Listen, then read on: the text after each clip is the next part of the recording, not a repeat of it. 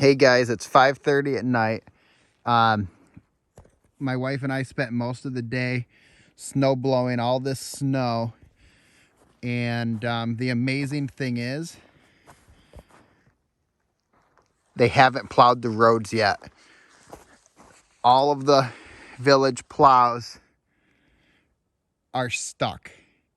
So our roads have not been plowed.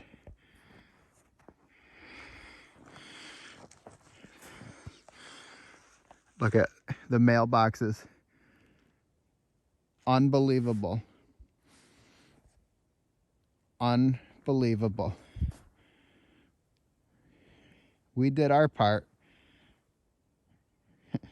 We did our part. But wow.